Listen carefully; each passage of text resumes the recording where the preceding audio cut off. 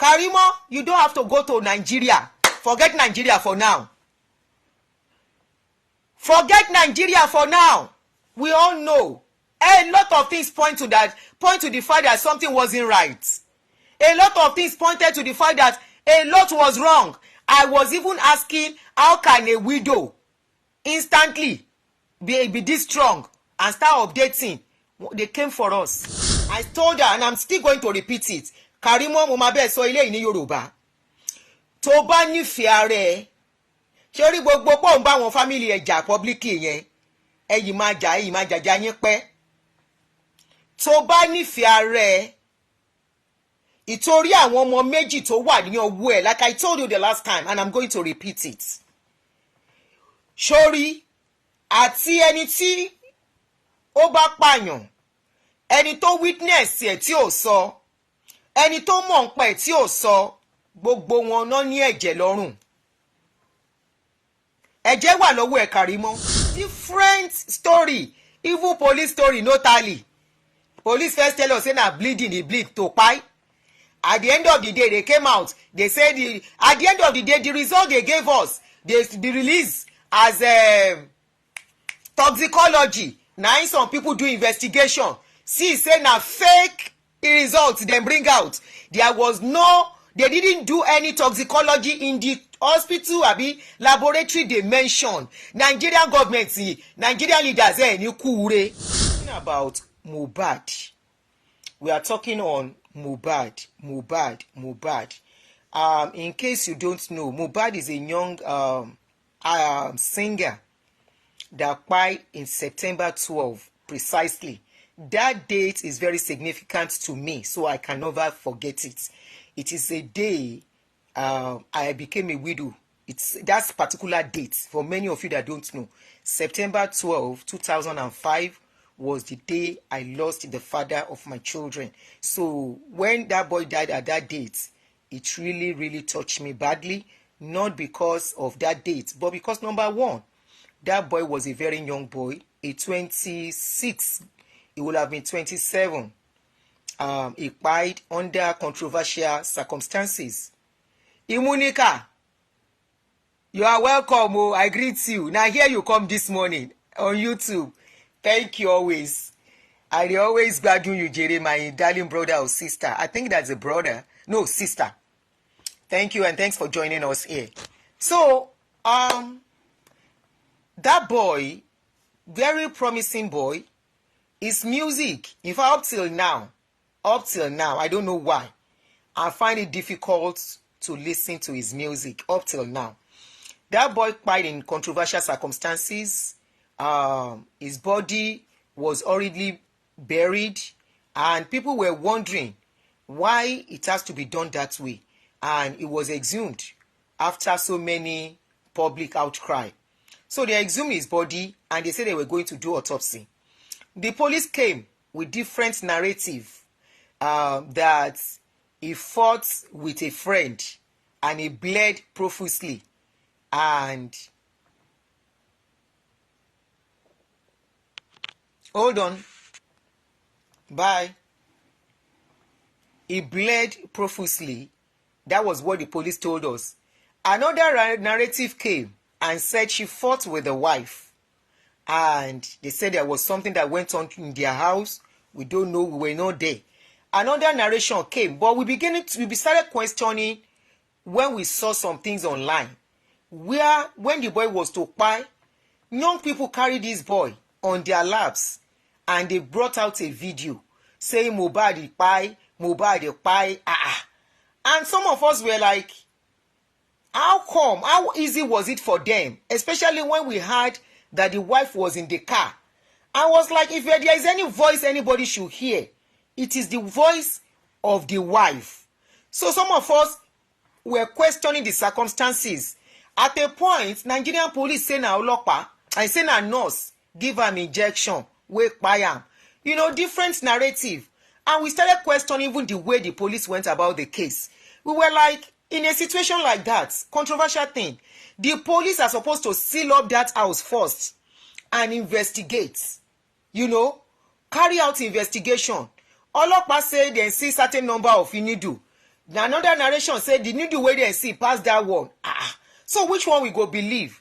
You know, at a point somebody even questioned Babajide Sanwo-Olu and said, Governor sir, what are you doing concerning this boy's case? Na so Babajide Sanwo-Olu scream on that woman. Say she no na only Mohbad be person wey kpai wey dem dey scream. Say many people don go. So what is the big deal? I say coming from a governor, coming from a leader. I say we no get leader for that country oh. That one go. Controversy come. They say na one king precisely according to what we are hearing online. Say na one king Elegushi of Lekki. They say na him get the pikin of Mohbad. Say Mohbad and him wife. I'm trying to recap this for those who don't know the story. Say na Elegushi get pikin. Say na that one cause controversy between Mohbad and the wife because Mohbad wanted to relocate to Canada. The wife said over her dead body. Now the thing wey we hear online. In the process, they say Mohbad say no be him get pikin. And they said he sang about it. And if you watch that boy, most of his songs are kind of like stories. For example, there was a particular one where he said, allegedly, thank you, where he said, 10 years I no see mommy, 10 years I no see mama me. Now he say for 10 years, his mother was absent in his life. And all of us begin to question what was going on, you know. And in the process, let them bring them. This is America. In the process, when Kilo Esmolo will comment, it distracting me. Anyway, now so the story begin unfold, and along the line, VDM was shedding some light. This is where VDM began to have problem on social media. He started shedding some light on the issue. And you know VDM is close to celebrities. VDM mentioned something. He said he is insisting they should carry out DNA on the baby that girl has. That child, there is controversy on the baby. He now mentioned something very, very important. He said the baby, the wife and Mohbad, he said they fought. They had a very big fight. A day to the day he was going to buy, or the day, I can't remember precisely now. He said there was a very big fight. Many people, came for VDM. Some celebrities, Iyabo Ojo and Tonto Dike. This is where VDM started having problems with them. And they started having gbasgbos between each other. And I want to make something very, very important now. Remember this lady.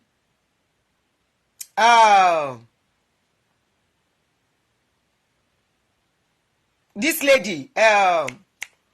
What is she started? Thank you very much, Oluyemi Agunbiade. This lady, Karimo, who is Mohbad's sister-in-law. Immediately the incident happened, before there was even controversy, she was the first person that went to Daddy Freeze. She went to Daddy Freeze and she was narrating the story in a way that people started questioning what was what was going on. She told Daddy Freeze that Mohbad gets coin. You know what is coin? He said Mohbad has colomental. He said Mohbad was on medication. She gave different narrative. She said they want to collect property from her sister. She said Mohbad didn't have anything. She told a lot of stories. And, all of us begin to look, say, waiting to go on. Along the line, she and the sister, known to us, they had underground issues, family matter that was going on. And she started in between, she would throw out some link, as in some kind of, is it link I would call it?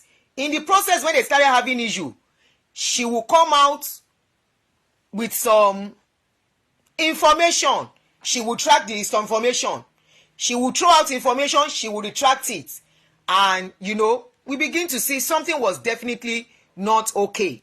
That something, a clue. God bless you, Romosele. She was giving out a clue, kind of, that, you know, and we begin to watch what was really going on. And along the line, she came out, and we all found out, she even gave a clue that she was never in good terms with their mother. That is Wumi's mother, who is a policewoman. Remember, Wumi's mother is a policewoman, Mohbad's wife. The policewoman, we know, one way or the other, as things they go for that country, will have influenced what was going on. And we were all looking, because in the process after Mohbad's spy, there was another lady that spied, and under 5 days, Nigerian police brought out the person that spied that person. But Mohbad's case, Nigeria go police, abi government, abi Lagos state, then lie to us, say dem go do toxicology. Up till now, toxicology results, we don't know whether it don't come out. At a point, they said they did autopsy. They did not find anything in Mohbad's body. You know, there was different story. Even police story, no tally. Police first tell us, say na bleeding, he bleed to pie. At the end of the day, they came out. They said, at the end of the day, the result they gave us, they released as toxicology. Now, some people do investigation. See, say na fake results they bring out. There was no, they didn't do any toxicology in the hospital, abi laboratory they mentioned. Nigerian government, Nigerian leaders, ni kure. Ni kure. At the end of the day, we don't know wetin dey happen. Na so they hang everybody. Inconclusive. Na in we dey. Now, what is unfolding now?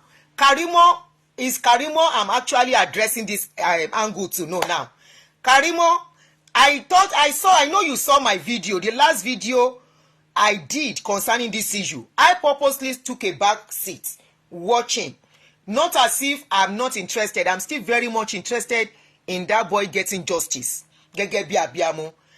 And because Bukky Jesse is doing a wonderful job on that case, despite all the attack on her, she has refused to back down. And I give it to Bukky Jesse. Bukky Jesse, ó ṣe ọmọ, Ọlọ́run á dúró tì ẹ́. Gbogbo bíkíbi tí bàtà bá ti ń ta ẹ́ lẹ́sẹ̀, Ọlọ́run á bá ẹ bu òróró ìtura sí lọ́lá ìgbésẹ̀ ẹsẹ̀ tó gbé lórí ọ̀rọ̀ ọmọ yìí. Á dùn wọ́n náà nínú kọjá ibi tó ti lérò.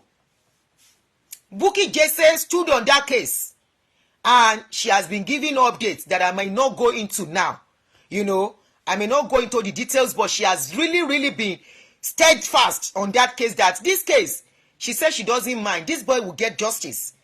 I think, I always say something. If you have walked in some painful steps in life, you will have empathy towards others.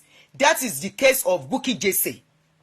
They brought out a story which can happen to anybody. That she has a son. Her son got into trouble. And blah, blah, blah, blah, blah. A lot of people abusing Bukky Jesse. They have worse situation about their children. And that is why I don't like all this their wahala on Facebook. When they start attacking children, you know, parents are having issues. You are just deliberating on public issue. The next thing you go for each other's children. I resent it. They stand there. This is just me, you know. So I love her. Even despite everything, she stood her ground, and she has really been helpful in this case. Some other people, they were fighting each other. They see everything, but just they look. Now, I did a video for Karimo. I remember when Karimo came out, and she said some things about her background. I advise Karimo, mo de mo wípé mú ọ̀rọ̀ mi ṣe, apart from ẹni tó ti dúró ti bí ìyá. Mo mọ̀ pé Karimo mú ọ̀rọ̀ mi ṣe. I told her in that video. I said, Karimo, ní family, ní ìyá, gbàgbé ẹ̀. You don't have a mother. If you have a mother, she will be in your life. She abandoned you for others to train. From everything she narrated, I told her, I said, your mother does not love you. All these people do not have relationship with you. You are the one that is forcing yourself. And that is why you thought you can come out and defend them. not knowing the full story. So the bottom line is that they sold Karimo a wrong narrative about what happened to Mohbad. And I'm sure, apart from the fact that we are to believe, let's just give it to her that they sold a wrong narrative to her, a wrong story to her. Let's say, okay, they did. I want to believe she knows some truths, which as things are as of today, Karimo is ready to bring it out. I saw this video today, this morning, on somebody actually sent it to me. Somebody sent it to me this morning. I said, Aunty, ẹ wo nǹkan tó ń ṣẹlẹ̀, ẹ wo latest update. Apart from the video they sent to me, I've been seeing what was going on. I saw where Karimo came out and, you know, she was abusing the junior sister. She was saying that the way they are, that the people that are supporting the sister are coming for her, that as things are, she's not going to hide anything again, which was what I advised Karimo the last time I did a video on this case. I told her, and I'm still going to repeat it, Karimo, mo máa bẹ́ẹ̀ sọ ilé yìí ní Yorùbá, tó bá nífẹ̀ẹ́ ara ẹ̀, ṣé orí gbogbo pọ̀ ń bá àwọn fámìlì ẹ̀ jà publicly yẹn, ẹ̀yìn máa jà yín pẹ́. Tó bá nífẹ̀ẹ́ ara ẹ̀, ìtorí àwọn ọmọ méjì tó wà ní ọwọ́ ẹ̀, like I told you the last time, and I'm going to repeat it. Ṣórí àti ẹni tí ó bá pààyàn, ẹni tó witness ẹ̀ tí ò sọ, ẹni tó mọ̀ ń pa ẹ̀ tí ò sọ, gbogbo wọn náà ní ẹ̀jẹ̀ lọ́rùn. Ẹ̀jẹ̀ wà lọ́wọ́ ẹ̀ Karimo, like I told you the last time. Ẹ̀jẹ̀ wà ní ọwọ́ ẹ̀. Ṣó ń gbọ́? I told you the last time, you are trying to buy love from your mother. You cannot buy love. Mother's love are not for sale. Please, pick any point you want in this video as you are watching me. I may be going back and forth. Mother's love is never ever for sale. Mother's love comes naturally. Mother's love is priceless. There is no money you can place on mother's love.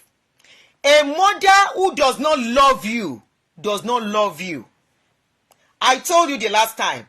Now I'm so happy you are waking up to the reality. But all you need to do, ṣorí gbogbo nǹkan tó ń ṣe yìí, all these things you are doing, you are only venting negatively, and it will affect your emotions, your psyche, your mental health, and it will affect a lot of things about you. I have told you the last time, those people are not your family.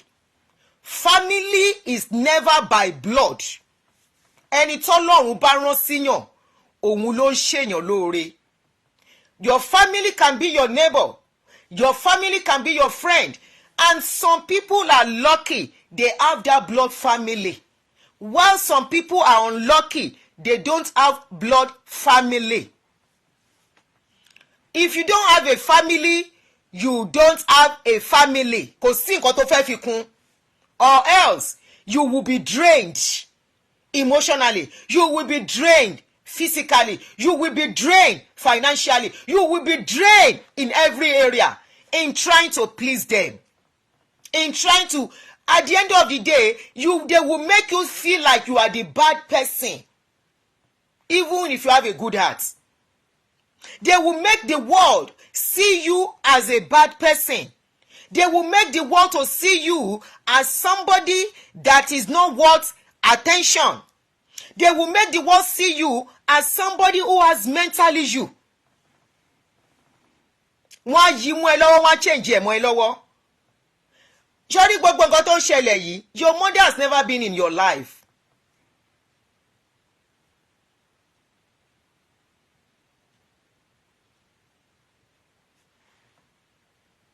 Hold on. Kini yẹn ti lọ. If your mother has never been in your life, Wunmi, you said it with your mouth. that when Wunmi was to marry,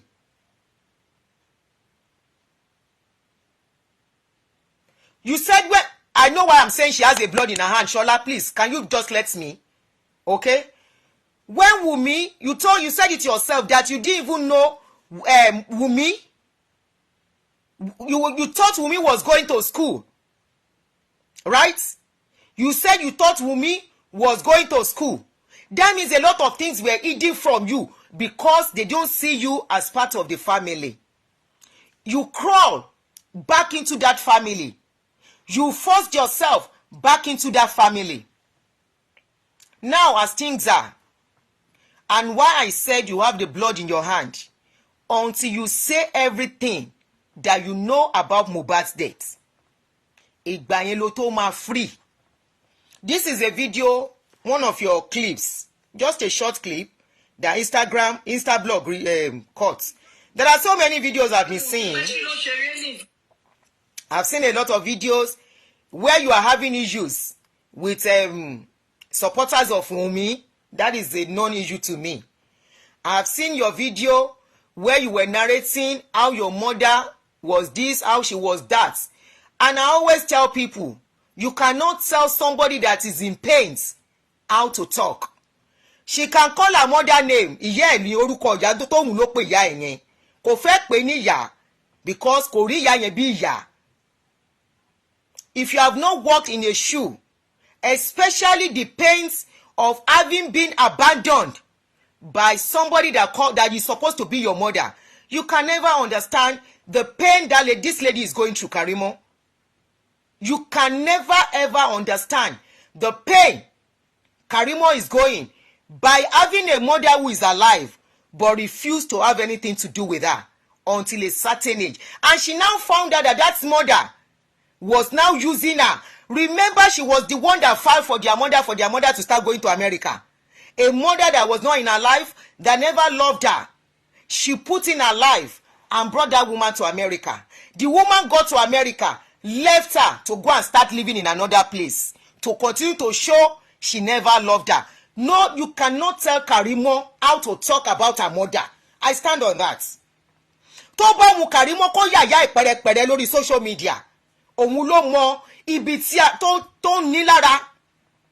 Òun ló mọ nǹkan òun ló mú ẹkún tó ti sun ní kọ́nà tí ò lè mú mọ́ra mọ́. Àfi tí ẹ bá jẹ́ abiyamọ gidi. Tẹ́ bá jẹ́ abiyamọ gidi. You know how your children, to some extent, some of you buy the love of your children so that your children will not misbehave, right? This lady came out and said because she was abandoned, there was nobody to take care of her. She was abused as a young girl. How has the mother tried to pacify her? Has the mother at any point apologized for abandoning her? As the mother, it's in our society, we think parents can do anything and get away with it. And that is one of the myths they give us. Ìyá ẹni ni ìyá ẹni. Ìyá ẹ lọ́lọ́run, ìyá ẹ after your ìyá tó bá dá òun lọ́lọ́run yàn. Ìyá tó bá ṣe the right thing fọ́mọ. You think it's about providing alone. This one did not provide. She never provided financially. She never provided materially. She never even provided the love to stabilize a child in life, to walk through the storms of life. She was not even there. How do you want this girl to feel? And she came into their life. She walked her way back. She wanted them. She was doing all she could to embrace them, only to find out they were only using her. How do you want her to vent? Because I've been seeing comments. May we never have this kind of sister. Every sister in this like this in our life, I reject it. Every sister if you don't have the like of Karimo in your family, you don't know what God has blessed you with. Really? As in, for real? Why are you taking care of your children as a mother? Why are you taking care of your children? Why are you packing your children everywhere you go? Why are you backing your children? Why are you suffering for your children? If what she's feeling does not matter, if her venting does not make any sense, I'm just asking questions. Walk in her shoes. Unfortunately, you cannot walk in her shoes because ẹ ti dàgbà. Go and ask people who are in her shoes or people who have walked in that shoes. I always say something. A child will forgive a father that is absent in their life, but no child, with very little exception, will forgive a mother that is absent in their life. You know why? Mothers make the world. Mothers are the angel of every child. Father, bàbá gbogbo ayé, ṣùgbọ́n ìyá. You think àwọn Yorùbá tó kọrin pé òrìṣà bí ìyá ò sí, wọn ò mọ nǹkan tó ń sọ. Ìyá là bá máa bọ, but ìyá tó bá ṣe the right thing ni wọ́n ń bọ. Ìyá tó bá wà pẹ̀lú ọmọ ọjọ́ jíjẹ ọjọ́ àìríjẹ òun lọmọ ń bọ. Ìyá tó jẹ́ wípé ọjọ́ tí ọmọ tó bá máa ṣì ọ̀nà, ìyá yẹn máa fà á létí, á pè jókòó, wọ́n á jọ máa ṣeré. Talk less of, we are even talking about a female child. We are talking about a female child. You don't tell somebody that is wounded. You don't tell somebody that is bruised. You don't tell somebody that is in pains how to express their pains. All you need to do is to listen and learn something from it. You don't condemn them. You are not walking the walk with them. You are not in their shoes. You are not the one crying. You are not the one when that girl, this young woman, was abused. She said it with her mouth, and I give her the boldness because this will make a lot of mothers to correct their ways. There are a lot of women nǹkan tí mo ṣe wà against ìyá Mohbad nìyẹn. There are a lot of men who abandon their children not because a man collects them. Yes, I know there are some men who do that. There are some men tó máa gba ọmọ lọ́wọ́ obìnrin tí obìnrin yẹn máa wá wí ẹ̀ láti rí àwọn ọmọ ẹ̀. Eléyìí wọn gba ọmọ lọ́wọ́ ẹ̀. She left the child. I have heard countless stories of how women will leave 3-month-old child to follow another man. There is a story I have on my hand. Tony Kimba won't gbé jáde. The woman is 40-something years old. She's looking for her mother. She says she doesn't know the mother. She wants to see her mother. At 40-something, are you telling me she needs the mother's money? No. Are you telling me she needs the mother to do anything for her? No, she will be the one to do for the mother. She's craving it. If ẹni tó ní ìyá ò mọ yìí, ẹni tí ò ní ní kẹ́bi, and it's not about whether the mother is by. Somebody that has a mother does not know the value of not having a mother. You don't know the value of not having something when you have it. When you have it, they are there for you. You know what it is to have it. You cannot understand the pain of not having it. You can't. A child will be left by a mother.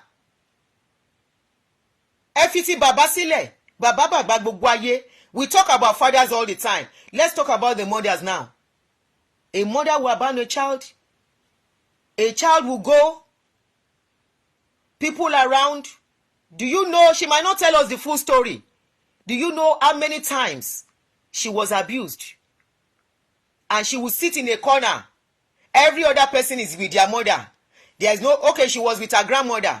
Maybe she sees her father once in a while. Because according to her, she has a relationship with the father. She will sit down, see other children with their mother. Why do a lot of children thrive without having a father?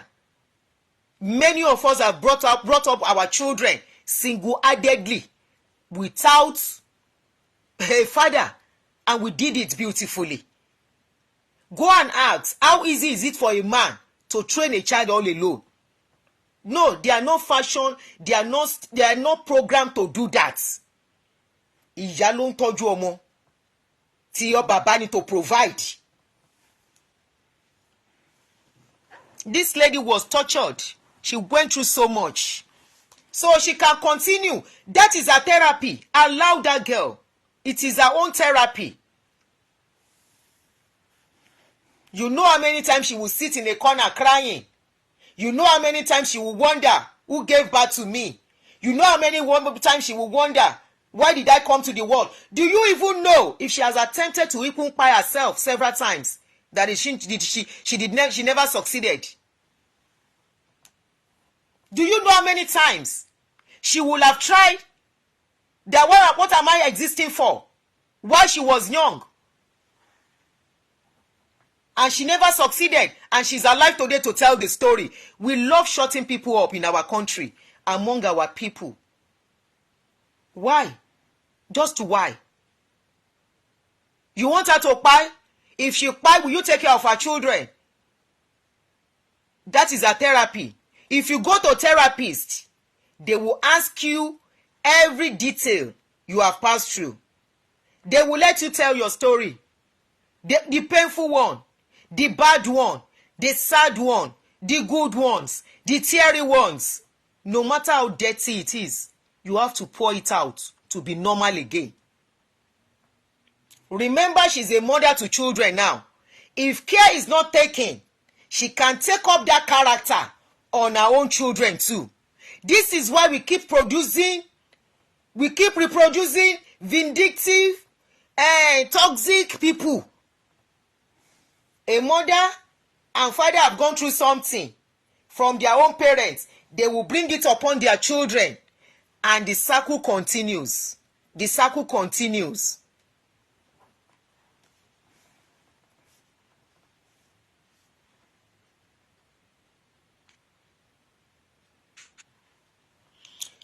Now, let me play what Karimo said today. Karimo, continue to get your healing your own way. I'm not going to fault you on that. I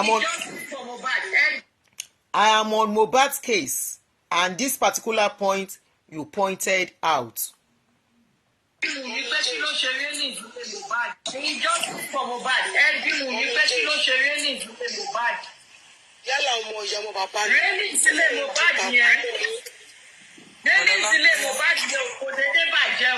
Ìjà tó jà lálẹ́jọ́ yẹn tó lura 9-0 open. Ẹ pé mi ní kẹ́bí nǹkan tó fàjà yẹn.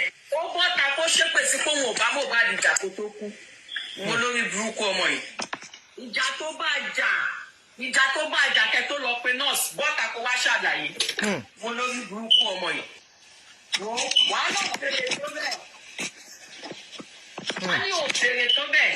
Ẹ lọ ń dig ní pásítì mi.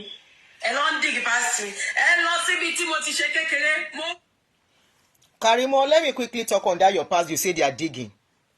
You say that's your past they are digging. We all have a past. Somebody that did not grow up with a mother will have a past. I always say there is a particular story of somebody I know while we were growing up that their mother was absent in their lives. Not really 100% absent, but she would leave them. They were still young then. She was a single mother. She would leave them, go to work at the mercy of neighbors and the rest of the tenants. These people, the tenants started molesting. At least I know of one of them. I'm not sure of the second girl. The first girl, the neighbors started molesting this girl. Today, her past did not haunt her. She's married with kids. There are some errors that will happen in your life that you don't have power over. Karimo, do not let anyone hold you ransom from speaking the truth on that. Tí wọ́n bá máa expose ẹ, past ẹ, jẹ́ kán expose ẹ. Àgbọ́rú eléyìí rí àfi ń dẹ́rù bọ́ lọ́rọ̀ ni. There is nothing new under the sun. You yourself have told us that you were abandoned, so we should expect anything. It is not your fault. Karimo, do not let anyone shut you up with that. O ní láti sọ̀rọ̀. You have to talk. Karimo, you need to talk for your own good. And I will tell you. But as for that your past, you say they are digging. Let them dig it. There is nobody, especially, I repeat, if you don't have parents physically that are there to checkmate you, There's nobody that doesn't have, such people have some past. Could they see big deal? It was because there was nobody to checkmate them. It was because they don't have a parent, they don't have a mother, a father that will draw their ears and say that place that you are going is not good. That kind of thing should go back to the parents that failed that child at that moment. Yes. If I always tell somebody, I say, if a child fails in some things, go back to the parents. And that is why I look at people who send their children to all these religious people and say they are to mentor their children. In the process of mentoring your children, they are abusing your children for you. You are the one that gave birth to your children. It is your duty to take care of them. It is your duty to put them in the right path in life. It is your duty to put their feet where they are supposed to go. If you are alive and your minor child is going where they are not supposed to go, you are the failure. It's just like when parents will say, don't you know I'm your mother? You don't know I'm your father. The day you start introducing yourself to your child, it means you have started failing. It means a lot is going wrong already. The day you have to tell your child and remind your child that don't you know I'm your mother? Don't you know I'm your father? It's like the case of a husband and wife, and the husband has to remind the wife, don't you know I'm your husband? Failure ti wọlé nìyẹn. Karimo, let them bring whatever they want to bring. Now, you said on that day that they fought. You said they fought and the rail of their house got broken. Bawa repeat here. If it what happened to the railings?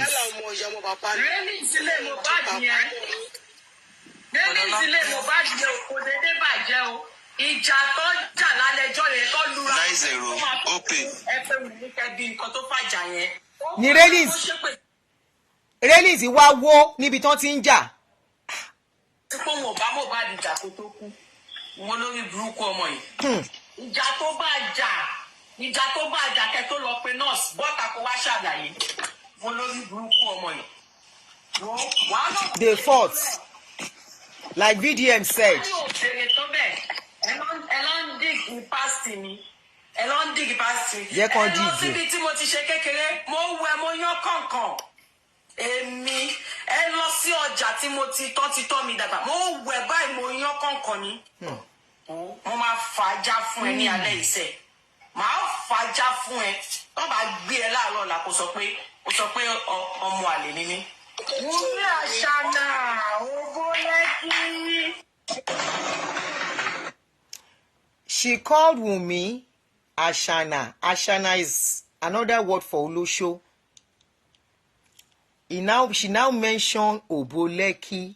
In other words, confirming that probably that Lekki conspiracy is there is more. Sorry, Karimo. Karimo, there is something I told you and I still want to repeat it. Karimo, I told you something the last time, which is very important and vital to your life as a mother. Ọ̀rọ̀ tó o mọ́wọ́ mẹsẹ̀ kò ní wọlé tó ẹ̀, Karimo. You are a principal witness. Lọ́nà kẹ́sì yìí, I won't say principal, one of the very, very vital witness on this case of Mohbad. America, you are in America. You are an American citizen. I will not say go to Nigeria. You know why? Wọ́n máa fi ọwọ́ ọlá gbá ẹ lójú. Stay in that America that you are. You don't have anything to go and do in Nigeria for now. That's your property. Kò sí nǹkan tó máa ṣe property. Get a lawyer to continue to manage it. And thank God you have a good husband standing by you in this journey. Karimo, you have 2 boys. According to what I saw, I think your children are 2 boys. Oh, ní fi ojú sunkún kankan nínú àwọn ọmọ yẹn láṣẹ Ìdùmarè. Ìwọ tó bí wọn ló máa ṣe ìyá wọn jọjọ́ alẹ́. Wọn ò dẹ̀ ní gbókù kankan wá bá ẹ lágbára Ọlọ́run, ṣùgbọ́n o ní láti gbé ìgbésẹ̀ kan. You know why? Ẹ̀san ògbóògùn o. Ẹ̀jẹ̀ dẹ̀ máa ń ké níbi tí ó máa ń ké. Karimo, you have started. You cannot afford to go back. Don't go to Nigeria. I will repeat that. You know why? Àwa mọ̀ páwọn alágbára ló wà lórí ọ̀rọ̀ Mohbad. The way everything went. Kò sí ẹni tó lè bá mi sọ. No, kò sí. The way it has gone. We know there are some people involved in this case. We know there is more about that boy's case. Ọ̀rọ̀ ṣe le tó yìí. Ọmọ mẹ̀kúnnù àtọmọ mẹ̀kúnnù wọ́n jọ wà pọ̀. When a couple, I told you of my story. For some of you that are supporters of Wunmi, tẹ́ni wípé ṣebí I was once a widow. Wallahi, I was once a widow. When it happened to me, the police statement is still with me. I wrote police statement despite the fact that the man no be say na controversial circumstances. Police came. The statement was written 3 times. 3 good times.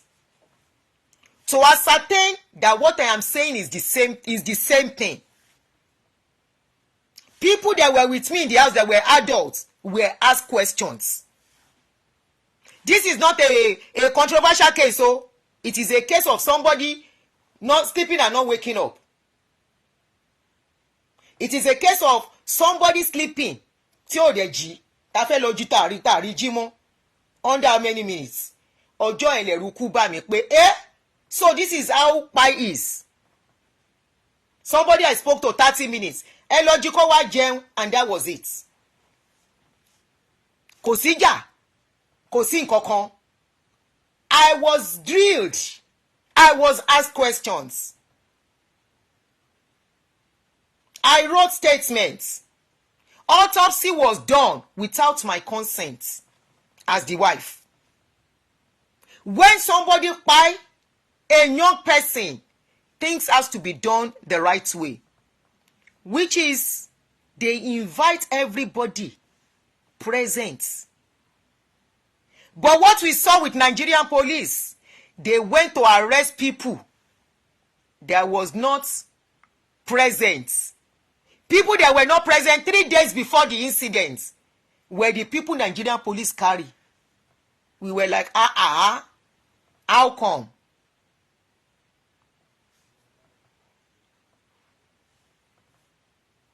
Those were the one Nigerian police arrested. The people that were present when it kpai, we saw them on social media, calling on every different platform, talking story. I say, This is not the first case Nigerian police is handling, How come this thing is coming this way? How come instead of asking the right person, they are inviting people that were not present? We started asking questions. The people that were present, they even embalm somebody picking. Embalm. They embalm the boy.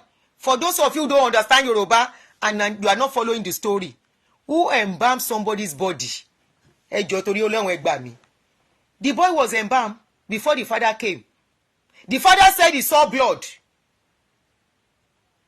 The body was embalmed already before the father got there. Who embalmed? Young people. Nigeria. I fear we no fear Nigeria. I fear we no fear that country. A country where once you are connected, you will do anything and you walk freely. A country where whatever you do, once there is connection, now the person where you do something for, now them go suffer. I fear Nigeria.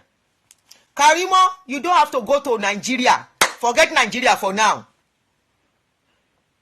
Forget Nigeria for now. We all know. A lot of things point to the fact that something wasn't right. A lot of things pointed to the fact that a lot was wrong. I was even asking, how can a widow instantly be this strong and start updating? They came for us. Wọ́n bú wa. Wọ́n ṣépè. Èpè yín ò tiẹ̀ lè ràn mí. Èpè yín ṣe kí ni kò lè ràn mí. Mi ṣe nǹkan èpè. Ẹnu lásán lẹ̀kàn ń pa. how can a widow, let me bring mi ò tiẹ̀ gbọ́dọ̀ gbé picture first year mi jáde as a widow. I dare not bring the picture out. I can't even, I saw it few days ago. Mi ò lè wò pé ṣé mi ni mo rí báyìí. Ọmọ mẹ́ta tá ti dọ̀rìn. À ń bèlè tà sẹ́ni tó ẹ̀ṣẹ̀ bẹ̀rẹ̀ ìrìn àjò pẹ̀lú. Ibi táwa ti ń question nìyẹn. This is where we started questioning pé ẹni tó ẹ̀ṣẹ̀ bímọ fún ẹ tó kú. Ṣé bí àrítẹ́ ṣe bẹ́ẹ̀ sí ọmọ? Now, àti ẹ̀ tí wọ́n ń gbọ́, we are hearing that they say they want to do anniversary. Àbí ayé ń ṣe àwọn tó fẹ́ ṣe anniversary ọmọ wo? Which anniversary? Anniversary of what? Have you gotten justice? What anniversary? What are you celebrating? A 26-year-old boy, you want to do anniversary? What anniversary are you doing? Ẹ dẹ̀ bímọ ti yín. Àwọn náà organize anniversary. Anyway, Baba Mohbad said no anniversary. Nobody should do anniversary for his son. Òun ló lọ mú ẹ, mo tẹnu mọ́ kinní yẹn. You have even tried. They tried to go and bury that boy. The papa said nobody should collect him pikin. Family ibi tí tí ṣe legal marriage. Àwa tá ṣe legal marriage gan. Ni when they were to bury the man, I step aside. I don't have any say. Family ló take decision. Na legal marriage I do, court marriage. When it was time, they said ask me to step aside. I don't have any say. Na their pikin. They are the owner of their pikin. So kí n ti yín tẹ́ fẹ́ ṣe anniversary. What anniversary are you doing? Anniversary that Mohbad he don born another pikin. Àbí báwo? Or anniversary that Mohbad has been èèyàn wà nínú mortuary. Somebody is inside mortuary. They have not buried him. You want to do anniversary? Anniversary what? Anniversary of what? It's just a question. What are you anniversary? What are you celebrating? You are celebrating a young boy that is in the morgue. A young boy that the Nigerian government, Lagos State has messed up the case. They couldn't do the case. They handed the case over to celebrities and public. A case that where Lagos State government has failed woefully. A case that the Lagos State government has shown us that the power is involved. A case that Lagos State government is comfortable and they have their own children. Comfortable to see a 20-something-year-old boy lying in the morgue without justice, without telling us the truth, lying to us that they did toxicology. They found out it was a lie, and up till now they kept quiet. They said it is an inconclusive thing, and they left the body there.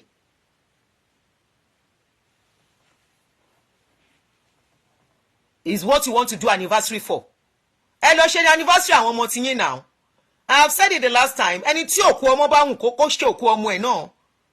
Oh, it's easy. Dẹ̀ máa ní àánú díẹ̀.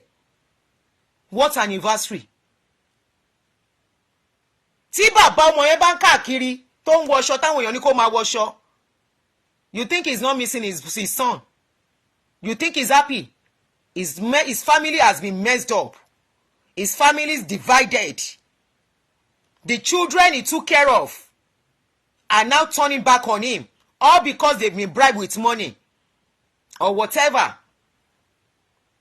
The children he took care of on his own, in his own way, the little way he could do it.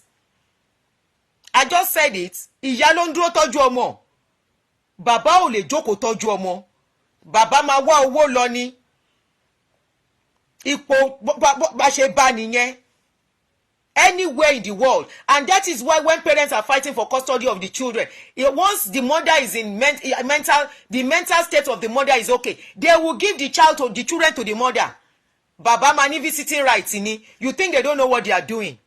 No, it is mothers that have emotional stability to take care of children.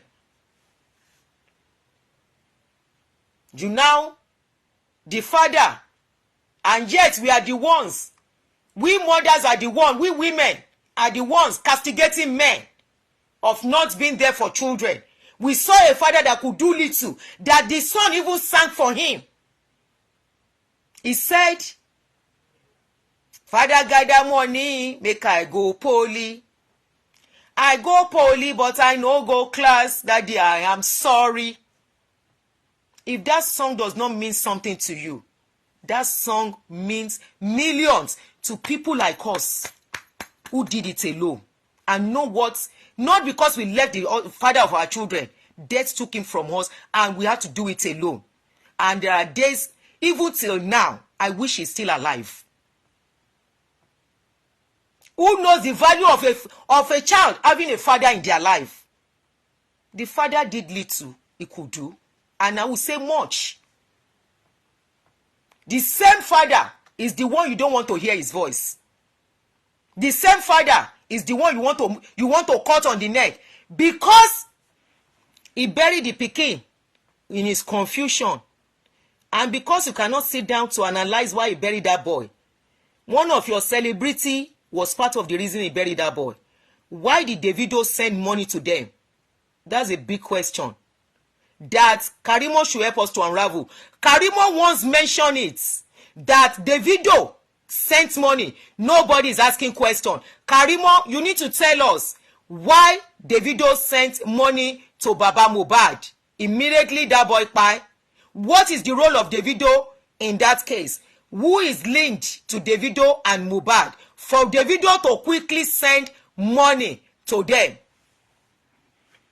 Karimo, you need to shed more light. Kole soon, so that you can put your head on the pillow and sleep in peace and sleep peacefully, not sleep as in pie. Why did they send money to that fat man?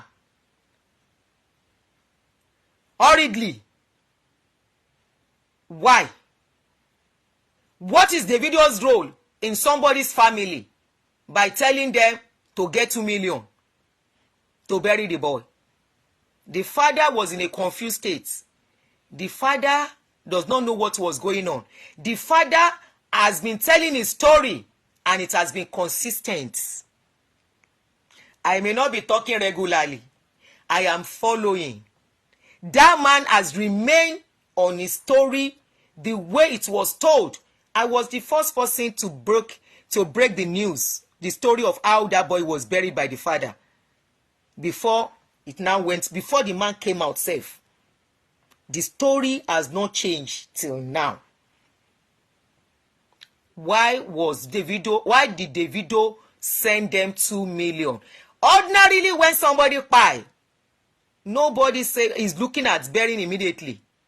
Why did they say they have to bury him immediately? Why did Davido send money immediately?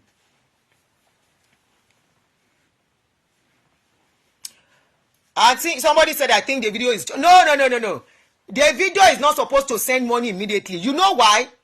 Mohbad is a musician that was supposed to be a plan.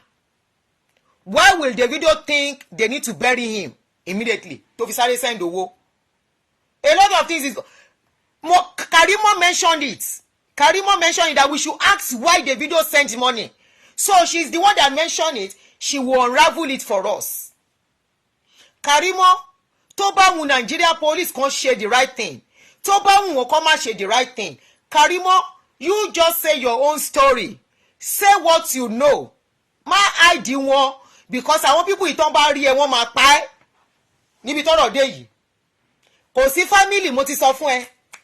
The last time I did your video, I said you don't have family. They are user. By the time they are done with you, they will dump you. And they will mess up your life. They will mess up that family that you are even building. Tí o bá ṣọ́ra. The only thing you have to do now, Davido, Karimo, unravel that question for us. You asked us. You said you throw the question to the public. I am throwing the question back to you, Karimo, that why did Davido send the money? That we are not asking question. You said it. So you have to tell us why now. You know why. You have to tell us. Karimo, gbogbo nǹkan tó bá mọ̀ lórí ọ̀rọ̀ yẹn. Tó bá jẹ́ ọ̀dọ̀ bàbá David, àmọ́ ní kí ló ń jẹ́ mo ní bàbá. ọ̀dọ̀ Faraya Daddy Freeze ò tiẹ̀ nígbà ẹ̀ mọ́ má lọ sọ́dọ̀ ẹ̀ torí tó bá lọ sọ́dọ̀ ẹ̀ tí wọ́n bá pe Daddy Freeze kò ní dá ẹ lóhùn mọ́, so don't even bother going to him. Go to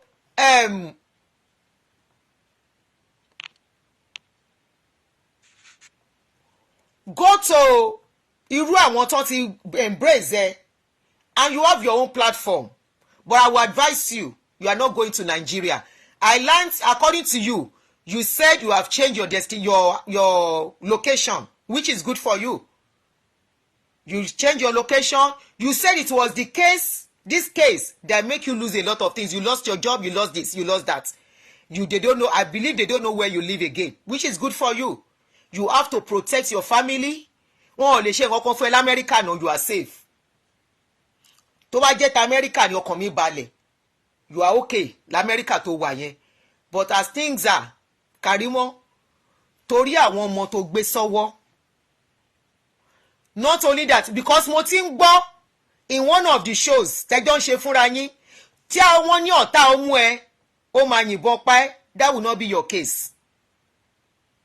All you need to do, use your show, wọ́n á bẹ́ẹ̀ gbé, use your platform, say the story once and for all, and after saying it, kò go off online, kò ní kálukú máa gbẹjọ́. Tó bá wá mú Nigerian government kàn ṣe the right thing, tí ò bá wù wọ́n kàn má ṣe. But one thing is that you will have released your mind, conscience are clear, mind are clear, wàá lè díjú, ọkàn á lè balẹ̀, ẹ̀rù ò ní bà ẹ́. But either you like it or not, as long as you carry that burden in your heart, you cannot have peace. Mi ò ṣépè fún ẹ. You know the truth. You know a lot. You know how that boy, they will have told you. Some truths are open to you. You may not know the whole thing, but a lot is open to you, Karimo. And you know. So, for you to have peace, for you to be able to torí àwọn ọmọ ẹ náà, especially that inner peace that you need to speak.